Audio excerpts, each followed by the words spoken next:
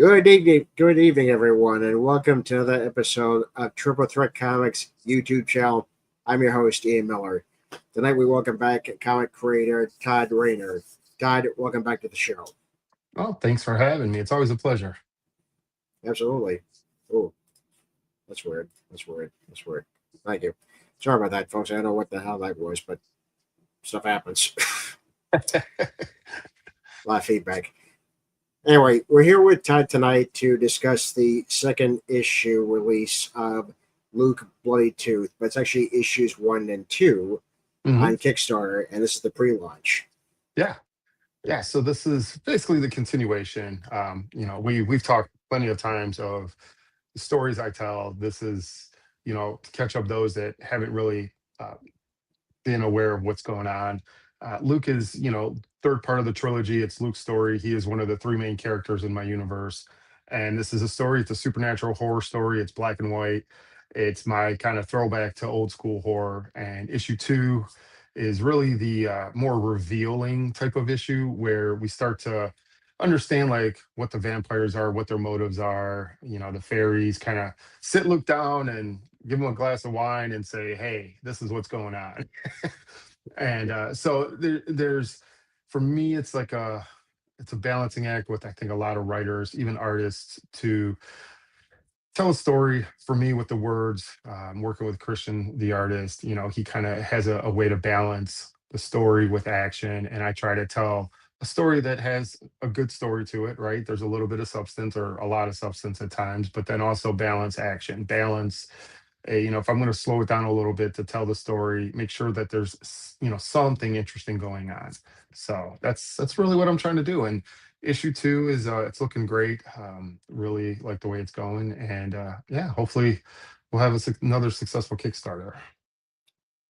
I think you will because the track record has gone up, a lot Yeah, each time we talk, and people are more invested in your series than ever, especially the hardcore horror comic buffs, that yeah. loves these type of stories. So, and uh, as you told me before the show started, that you pre-launch in October 22nd. Yeah, we're gonna launch October 22nd, just in time for spooky season, Halloween.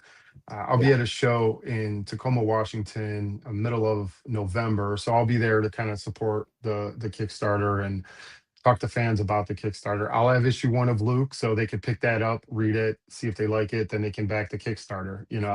Um, but yeah, it's been a very interesting year for comics in the studio, and 2026 is looking to be even like a crazier, bigger year. So kind of looking forward to that.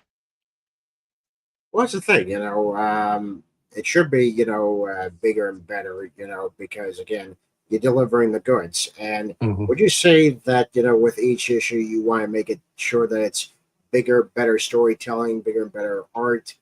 Do you feel that?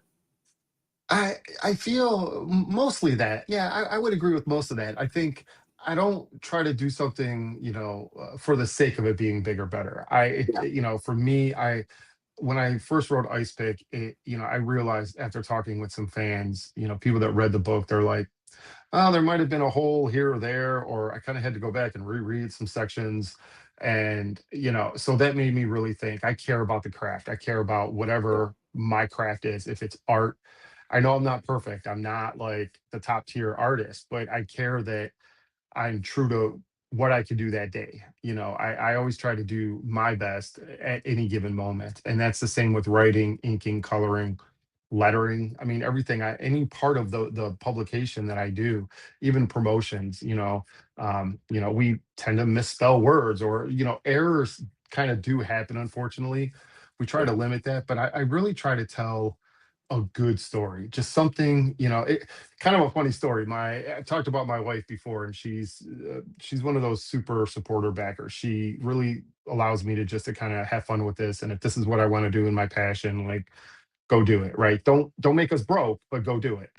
Yeah. So Exactly. it's always that balancing act of finances with publication. But she read issue one of Luke, and even for her, like, she knows what I'm writing. She sees me drawing things and creating stuff, but for her, it's like you sit down and you read issue one, and she was just kind of having these like moments because I was sitting next to her and not like hovering, but I was just like we were on the couch and she was reading, and it was very casual, but she just had these moments of she kind of chuckled, like a natural, honest reaction. Like there was something I wrote that she thought was amusing, or and I asked her after the fact, and she's like, "Yeah, no, that was a good story. Like if I saw this in the comic shop, I'd probably pick it up." And she might be a little biased. I'm not gonna lie.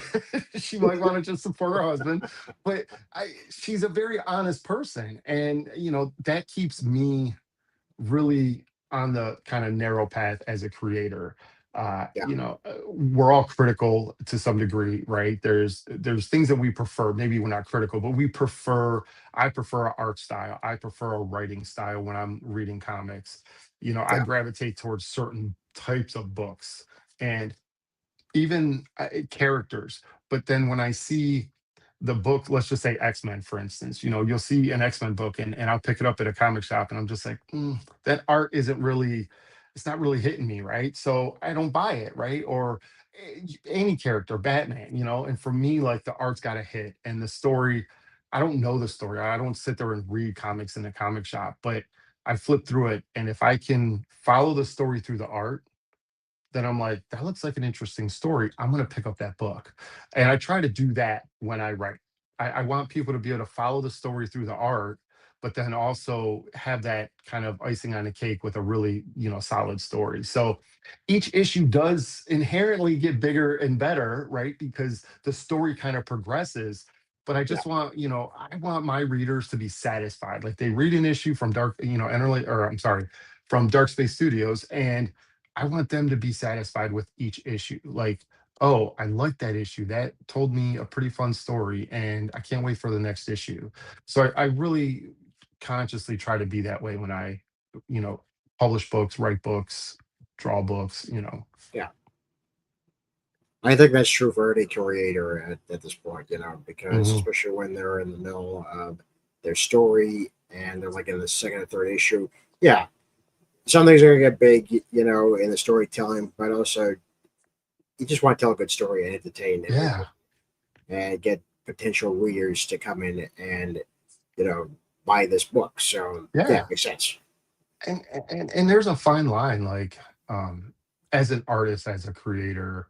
I mean, you're probably in the same boat. Like a lot of us indie creators, like I think it doesn't get talked about enough, but like money can be a constraint. I mean, it's a huge constraint for some folks. And if we all could afford like Jim Lee or any big name artist, we Oh, obviously would do that, right? Or I mean, oh yeah, even second, third tier, right? And even as a cover, I would dump the money for a pretty big name for covers. And I've been fortunate enough. I've worked with some really talented people, and even some image creators that I grew up really loving their artwork, and I've had the pleasure of working with them. But a lot of that just comes down to planning, saving. Okay, knowing I'm going to get this artist for a cover. Okay, what reach out. They're very personable people. I've never met a really, you know, mean-spirited artist or creator. So for us, it's like I care about the quality of the book, and yeah. Christian's artwork. Just I ended up working with him as a colorist a few years ago on another book from a different publisher here in the Seattle area. And I mean, even the first time I saw his work, I'm like, "Hey, this guy's got something unique. It's black and white.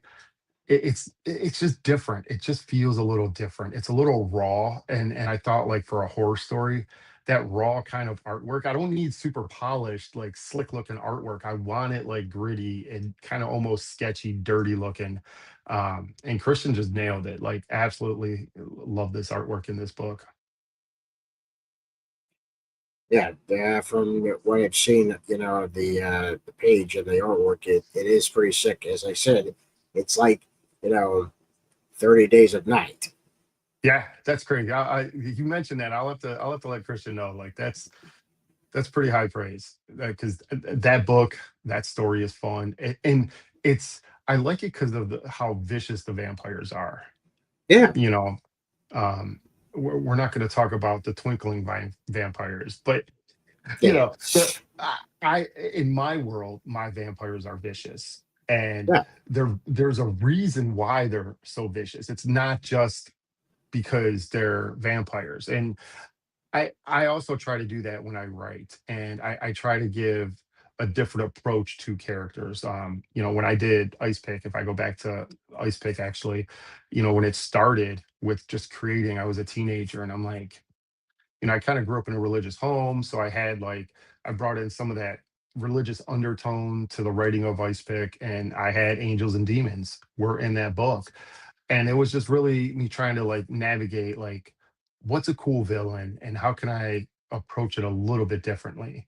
And I did that with the demons and with the angels in that story, and then Annabelle bringing in like her, which is actually the first ancient Sumerian dragon. I mean, that was the first yeah, dragon to ever kind of be talked about. And I research things too. It's really fun as a creator. You get to research, at least for this type of storytelling. I love yeah, like the supernatural creatures and mythology behind a lot of this. So I do end up, reading up on these characters that I use for the books. And it's like, how can I just have a different approach, something that's relatable? Fairies, vampires, very relatable.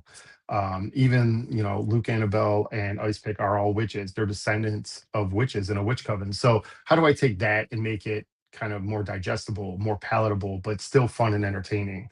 And yeah. in issue two, I explain why my vampires are so vicious. You know, so it's fun. Well, this is great, because again, this is the kind of the reveal issue, as you Hmm. just said, of why the vampires in your story are like that, what they are, and I think that's always a great thing because these genres need a little bit of shaking up. You know what I mean? Absolutely. Because yeah, especially Yeah. with vampires, because we're sick of the romanticism. I know Hmm. that's not a real word, folks, but it's such a cliche now because Hmm. we had the Bela Lugosi Dracula, we've had Yeah. that type of image, and slowly but surely, we're seeing that being ripped apart and saying, no, these are pure monsters. Yeah.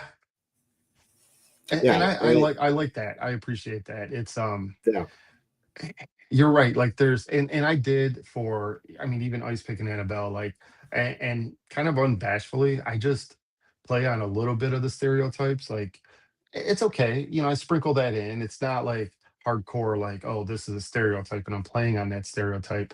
But when you deal with these types of supernatural creatures, or monsters, there's so much around them already. I mean, how many fairy stories have been told? How many vampire stories? How many dragon stories? How many demons stories or angels?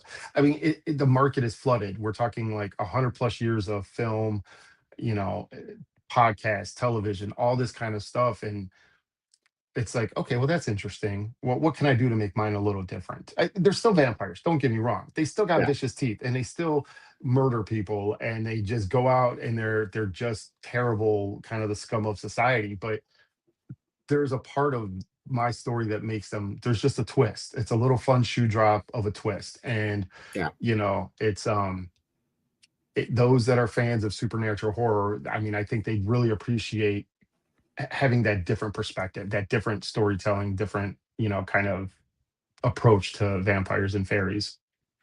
yeah. In fact, I would link your story up, with you're aware of the Matt Wagner and Kelly Jones run on Dracula, right? Oh yeah, They yeah, went that was they awesome. went back to the horror roots and they were like, Hmm. okay, we're gonna take this and it showed that vampires are scary, they're Hmm. monsters. I'm like, I know a guy who's already done that, Todd Rayner. I already know a guy that's done that. So, but I'm glad that people are, more open to that side of the stories of the Hmm. genres. Say, okay, we need to show the horror aspects, because Yeah. if you read some of these books, that were written back in the day, yeah, that's the stuff full of nightmares. Hmm. And as you said, the movies, the television, and the podcasts, again, they show a certain side of it, a certain perspective, but they don't Hmm. really show the nitty gritty of it. So it's creators like you that are unafraid to do that. Yeah, and even like with all my creatures or monsters, my just supernatural beings, in my kind of universe, they were created in the beginning, like when the whole universe was created, like all the monsters and creatures were created, all the humans were created, like we were all there. Humans actually were created a little bit later, but like generally speaking, and I don't do a deep dive on this, it's like, my main fairy Rose is just explaining to Luke, like, hey, let me just catch you up to speed on like what's going down with the vampires. And Yeah, so she does, a page or two of explanation. It's not a ton of dialogue, but that just kind of, for me, it's those little kind of breadcrumbs, right? And it cookie crumbs where you want to read a little bit more and you're like, oh, I want to finish this story because I want to know more about, wait, why vampires were created at the beginning of time, fairies were created, dragons and demons and all this, everything was created all at the same time. So yeah, I just try to approach things a little different. And it's challenging literally writing a horror book because you don't have the visual motion of a film. And when you yeah, try to build tension or you try to build anticipation, you can do that very easily with film. It's a different type of tension or world building, horror when you're writing a comic, right? You kind of have to yeah, do it panel by panel, a still shot, and how do you build that tension through a still shot.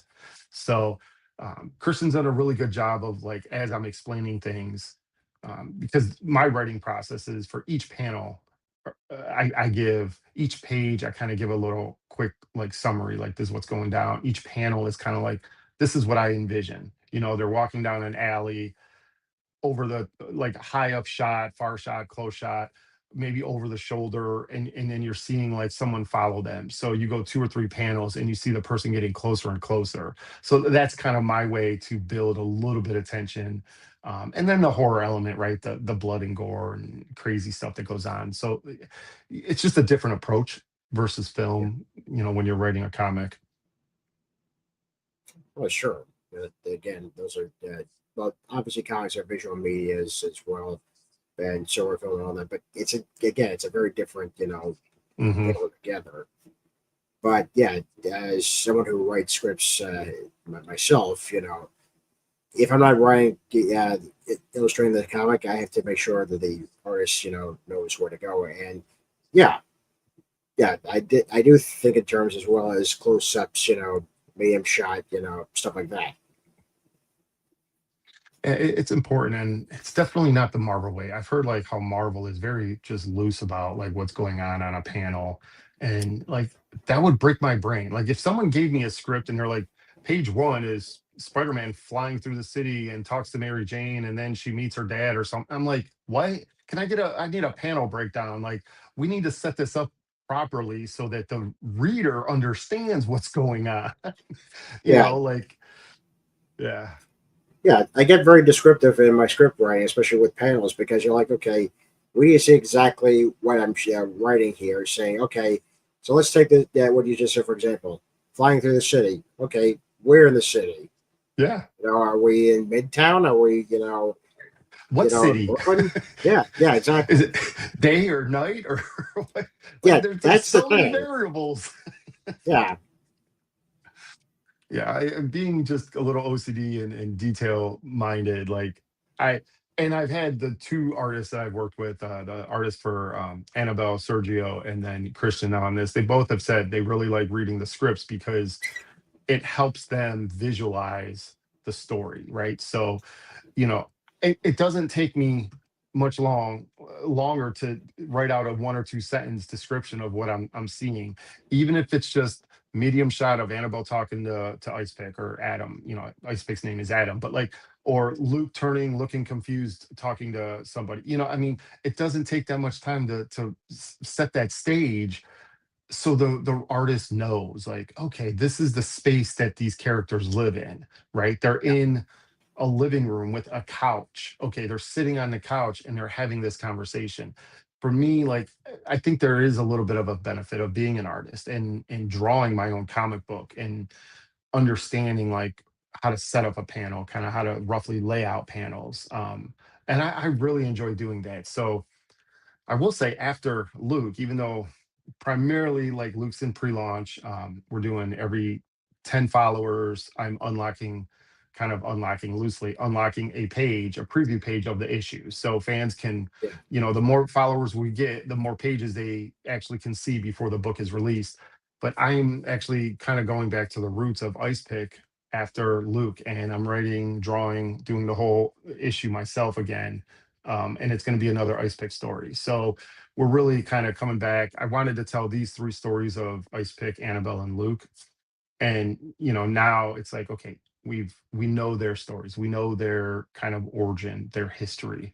And now it's just like the gang's all there and the stories are told. So I can start branching out and doing just completely different things with the characters, right? Introducing maybe new villains, but it's all three of them together, even though they all show up in each other's issues. Yeah. And Ice Pick is definitely a main character in all the issues. Annabelle is, she shows up in issue one of Ice Pick, and Luke is their issue one of Ice Pick, and they do follow each other along through the stories. But I'm actually going to be doing a whole issue myself again after Luke is done. That's impressive. Yeah, it's a lot of work. Well, I know, believe me. Yeah. Yeah, yeah. No, but it's good that you're going back to that. And just double back here for a second. All characters are in obviously their own stories, but also in each issue. So how do you keep track of that? Very loosely, I have to say. I I write kind of by the seat of my pants. I Mhm. literally I just finished writing issue three. I'm gonna send that off to the artist Christian here in another couple weeks. I just want to kind of go over it, make sure everything is tight before I send it to him. But I literally, when I started Ice Pick, like I had no idea that this would be, 8, 9 years in the running type of thing. Um, Ice Pick was, I think, first published in 2016 with a different studio, and I think I did like a couple issues with a few issues with that studio, and then my wife was kind of like, "We should just do your own studio." Just it honestly, like maybe for some people it's definitely a struggle, but for me, like to LLC, it wasn't like as much money as I thought it was going to be. I'm like, Yeah. oh, that's manageable. So we formed the studio, and that was in 2022, I do believe. um and I just never thought that like writing my own comic would lead to, what am I, like 12 issues in or something, a couple trades, but 9 issues, technically 9 individual issues, 2 trades. And when I did Ice Pick, I knew I had three main characters. I'm kind of a numbers guy, and Yeah. so even in my books, like there's things that are kind of like numbers, certain things, panels, certain number of panels for a page.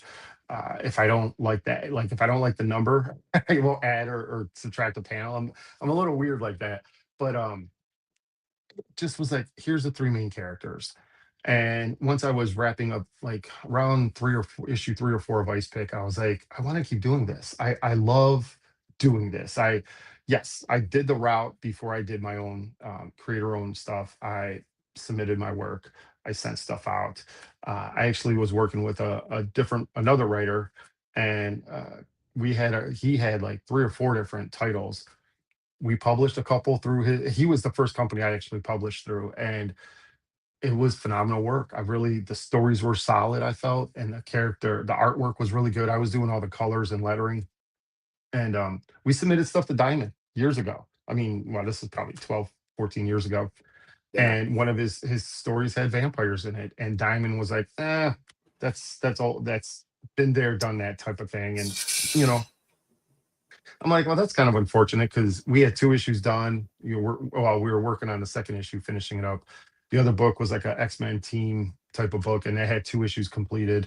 So we were kind of like rolling along, and I'm like, I don't know, man, I could do this myself. Like, Yeah. let's go.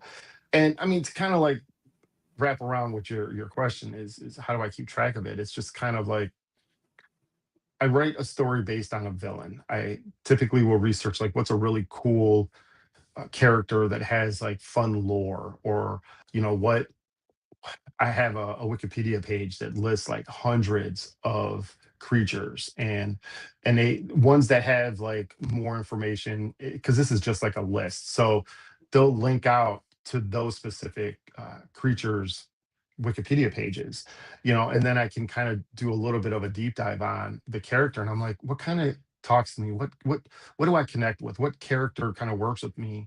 And I wrote Ice Pick when I was like 16, 17, and I was just like, well, this is terrible. So I had to update it. And Annabelle was a character in it. Luke was not originally, until when I first published, the official Ice Pick book. But I like this idea of small cast, short time frame of a story. So those are some of my favorite movies. Alien is one, the original John Carpenter's The Thing. That Yeah. that is like the epitome of how I tell a story. So if someone's like, "Well, what's your style?" I'm like, John Carpenter's The Thing or Alien. Okay, it's a story that takes place in 2 days, and there's three main characters and a villain. Like, that's five main characters and a villain. That's it. And I once I was kind of wrapping up Ice Pick, I'm like, I love this formula. Ice Pick takes place in a day or two. And, I started writing Annabelle, and it's like, okay, I want to tell her story. I could have branded it Ice Pick like issue 5. And looking back, I think, I mean, you could attest to this. Maybe look back, we all kind of feel like we made mistakes, right? Like, I should have maybe done this a little bit better, a little different, maybe promoted it a little bit different. I could have got, a couple extra backers on Kickstarter, or could have got more fanfare type of stuff. And I think looking back, like maybe I just should have rolled right into issue 5 of Ice Pick, and but it would have been from Annabelle's perspective, Yeah. because a lot of shows, a lot of movies will end up doing that. They'll show you like, oh, this is this story, but it's from this other character's perspective. And I just thought it would be fun to tell different genres, 3 different genres stories, write 3 different genres. And Yeah. Ice Pick was still always, to me, he's like the anti-hero. He's like the main dude. And he's kind of me. Like, I don't know if you're familiar with the term vanity projects, but it's more for like films where it's Yeah. like writer, producer, director, starring the same person, right? And they're always like the most badass, like they get all the chicks, they do the coolest stuff, they win every fight. And I kind of felt like as a teenager, like when I wrote Ice Pick, like I was kind of writing like myself in a way. Like, that's who I would want to be as a superhero. Yeah. And Annabelle was like, that's the woman I want to have as a superhero. And Luke was like, my buddy, that's the buddy I want to have. And so it was just very natural, right? It was obviously like there was passion there because I love that medium of comics, but it was just very natural to write all this out. And writing Annabelle, it was like, okay, she gets kidnapped by a dragon. That's the story. She gets kidnapped by a dragon. How is she gonna overcome this, you know, adversary? Okay, well, she's pretty cool. Like, she's got powers, and she's a superhero, and she can take care of herself. All right, that's cool. Well, what if I bring in, Ice Pick and Luke, and they can like reveal, like Luke ends up revealing his powers, like his powers kind of manifest. And then it's like, oh, Ice Pick's there, and they're all just like having fun, like trying to defeat this dragon. So they just became this like friend, right? It's like Ice Pick and the gang is kind of how I refer to it. The gang's all here or whatever, because it's just those 3 characters. And it's literally just me telling like the adventures that they go on. If you like fun, campy stories, like that's what I write. And so it was just very natural. It was like, okay, as I'm writing Annabelle, I'm like, okay, so I'm going to tell her story.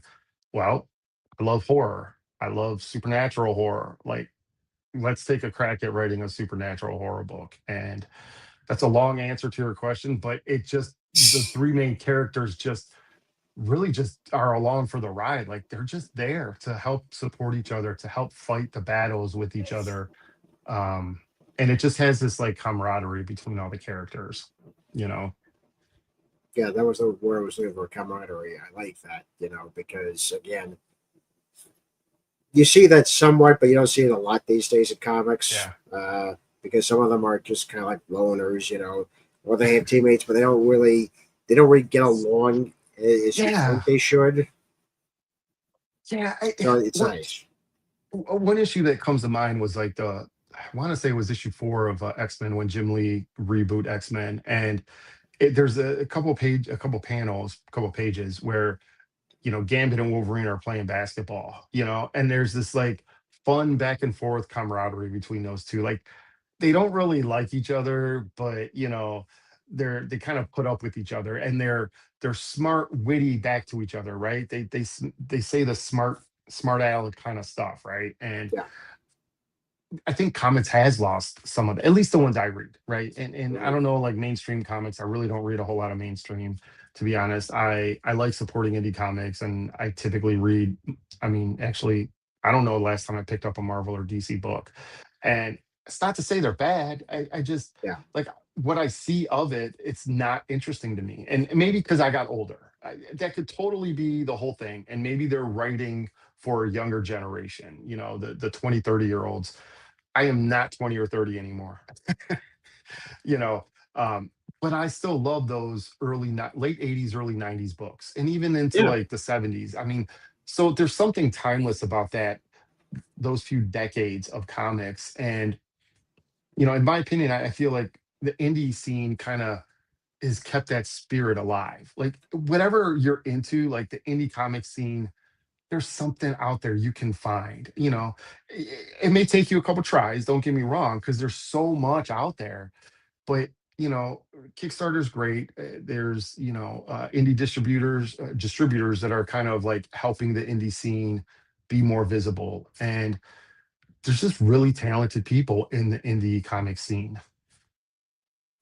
It's true, and yeah, I do agree with you that we're seeing that type of storytelling from the '70s, '80s, and '90s because a lot of the creators grew up in those periods and they read those comics. And yeah, I think at some point, the mainstream just kind of it went out like a snap of Yeah, your fingers, or it went out like a light bulb.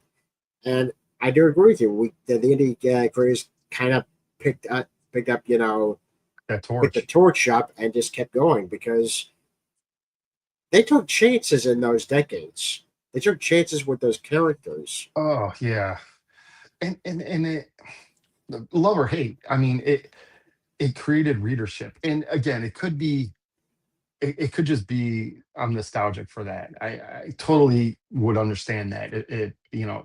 Have that conversation. Like, am I just being nostalgic? But to me, it's also like I could hand somebody, like, for instance, my nephew and my niece. My niece actually, oh, I think she's going to be 18 already. I Wow. she yeah. I have like a bunch of nieces and nephews, and my sister that lives up here. I've kind of like, because we've been out here in Seattle area like 13 years now. We've pretty much seen my sister's 4 kids grow up, like from baby till, I mean, my oldest nephew, well, not my oldest, but my sister's son. I mean, he graduated high school last year, a couple years ago, and it's just like, anyways. The point is, she reads comics, and I could give her some of these, 80s or 90s comics. Like, ask her, like, okay, who's your favorite Marvel superhero? Who's your favorite DC? Now, she may not necessarily have a favorite, but Yeah. oh, Jubilee. Okay, cool. That's like a young, hip character close to her age. I could give her some Jim Lee X-Men stories, Uncanny X-Men that Jubilee is in, and I would almost guarantee that she would enjoy reading those books. Right? She may not understand everything that's going on, because the weird thing is, a lot of those books were they had a lot of undertones that we picked up on growing up. Like Yeah. X-Men was all about equality and acceptance, and like, all these kind of social political themes. And they were like heavy themes, like, to be honest. Like, there's a lot of the Uncanny X-Men. There's so many long story runs that just tackle different themes. And I really dug that, right? And even Spider-Man, Amazing Spider-Man, there were like things of like, should Spider-Man have a kid? Like, what would that do?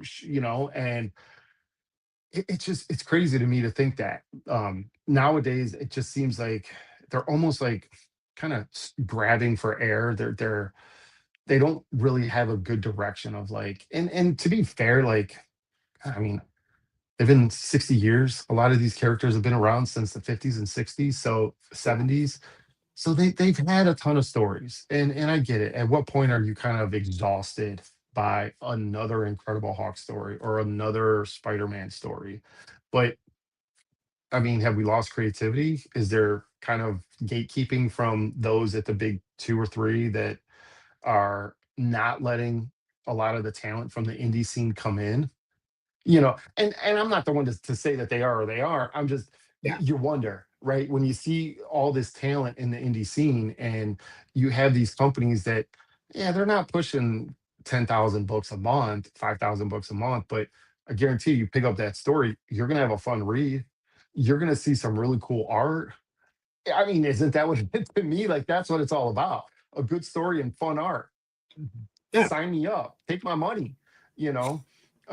And a lot of the stuff, there's a lot of variety in the indie scene, a ton of variety. You have really great stuff, you have so-so stuff, and you have some not so good stuff. And I like to think I'm into the so-so range, kind of hopefully getting to the really, really good range. But a lot of the stuff from, Marvel, DC, and even Image on some level, it just looks the same. Like an X-Men book looks the same as a Spider-Man book. It looks the same as Incredible Hulk book. And I'm just like, I don't get it. Like, you lost me here. yeah. It's kind of like what you're saying. Well, why don't you give a couple of indie creators a chance to cover these books, see what they come up with, because maybe they might take a take on a character and make it original, make it fresh, and also make Yeah. it a take that fans would want to read. Yeah. And that's the thing, like, take out a lot of the forced storytelling, which is Yeah, another kind of that's just a bug up my butt about some of the mainstream comics today, is that it just seems like some of the storytelling is forced. And, you know, do I want to, write more diverse characters? 100%, because I'm a diverse kind of guy. yeah, Do I want to have like different ethnicities, different characters, different backgrounds, different, absolutely. And I'm trying to find a right way to do it to where it doesn't seem forced. And I think a yeah, lot of mainstream books, Marvel, DC, especially, some of their stuff is very forced. yeah. Um, It needs to you, progress naturally, so the readers are like could read the thing and you're like, okay, so that makes more sense now. Okay, I get yeah, it. yeah, and you're right. A lot of us indie creators we're passionate and we're fans of the big two. I mean, and it's not to criticize necessarily what they're doing. It's just more of Yeah, a constructive criticism of what they're doing. Like, look at look at how you're handling certain situations. Look at how you're handling some of the writers or the artists, and you know, okay, well, you didn't like what they did. Okay, well then you don't have to bring them back for the next issue if there's something going on. But we're yeah, so passionate indie creators. We grew up, like you said, we grew up on these books. We grew up reading a lot of these stories, and you know, I'm very attached to like Amazing Spider-Man and Peter Parker. That's not to say, do I love Miles Morales? At my son, my youngest son loves it, and I do too. Like, I'm actually working on like a fan piece. It's going to be the Spider-Verse that's been sitting on my table forever. Like, I yeah, saw the first movie, I was like, this is insane. I saw the second one. I took my two boys to go see it, and my wife, and we loved both of them. And and then some of the negative stuff came out, how like, well, paying the artists and all the people, production and all that good stuff. But and that's unfortunate. That's the darker side of film and entertainment. uh, But I love Miles Morales, and I think having this like the multiverse has gone kind of wacky and way out of yeah, control. yeah, But that definitely does solve a problem of how do you tell a Spider-Man story from a different perspective. Well, you create an alternate universe. Okay, cool. But like for me, it was, and that's the nostalgic I can absolutely attest to, is I grew up reading Peter Parker, Spider-Man, and Mary Jane, and I never liked Gwen Stacy. So I'm gonna put that out there. I am a Mary Jane fan. I am not. When you hey, brought her into the hey, movies, yeah, hey, I'm a Peter and MJF fan as well. yeah, Because I grew up watching the animated series from '94. yeah. I was like, I love this relationship so much. Hmm. And I saw that it was nice to see it a little bit on the live action screen, Hmm. but I was completely distraught on how they treat it in the comics, especially in the last few years. Hmm. So yeah, I get it. Yeah. So for me, it's like it would be not only such an honor, and I know there to me, it's like there is definitely us writers, artists, us indie creators in general. It is still to this day. It's a badge of honor to say that you worked for Marvel or DC. Or even Image if you're an artist and you had this Image book, right? But to sit there and write a Spider-Man story, to write a Batman story, or something like that, that would just be absolute bonkers for me. Like would I want to do that? Absolutely. Would I want to do it for the rest of my life? No. But I would love to tell, 4 to 6 issues of a story arc for Batman or Spider-Man or something of Yeah, that nature. I mean, would I like to be the artist? I don't know. Like, as much as I'd love to draw Batman, Spider-Man, Wolverine, these characters, um, it's a ton of work. It really is. And kudos to the people that put out monthly books. I don't know if I can sit at my table for 8, 10, 12 hours drawing. I mean, I love drawing, but like that's intense. And a lot of the artists that we follow, I mean, you hear it all the time. Like they work 6, 7 days a week, you know. And maybe I'm spoiled. Call me crazy. Maybe maybe I have a day job. I put in my time and it's flexible for the most part. I don't know. But and maybe there's a process that I'm kind of missing to where it's a little bit more enjoyable. But it is a lot of work to draw. I would love to draw a issue possibly, but writing it's a whole different kind of fun yeah, game. yeah. I agree. I agree. So speaking of which, why don't we show them quickly the pre-launch page? Hmm.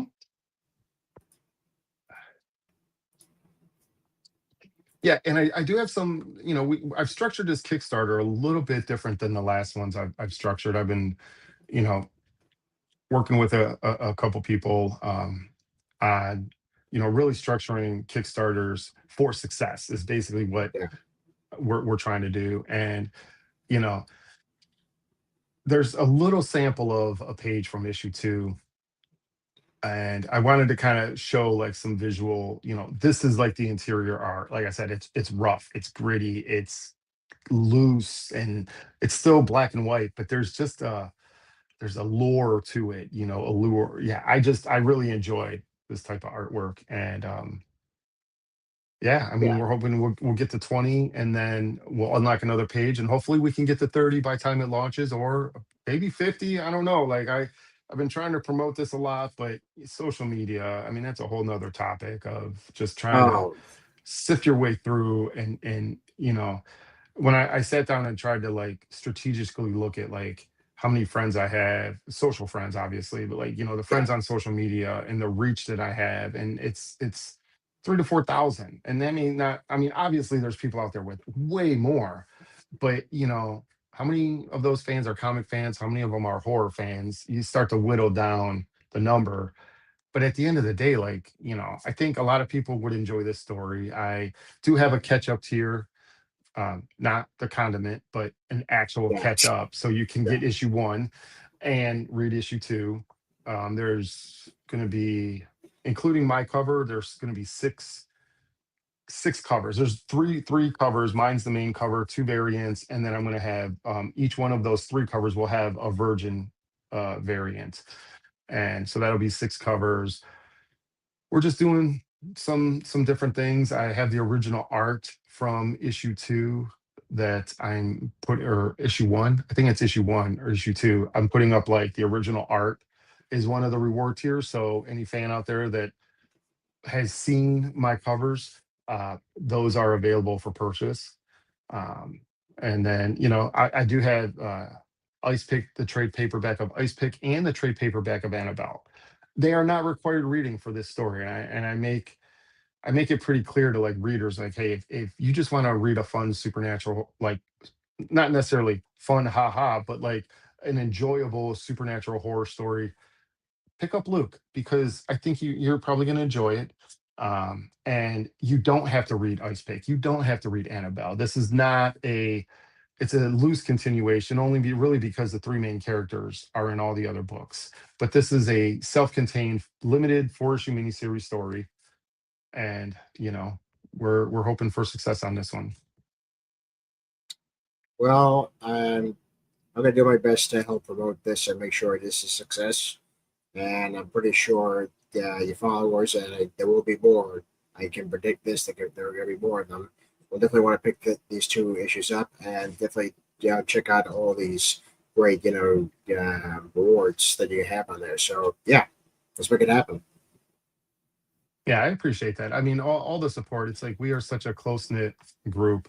Yeah. It's we're all supporting each other. While also trying to expand our reach. And we're ending 2025 with a pretty solid entry into Dark Space Studios book library of books, I should say.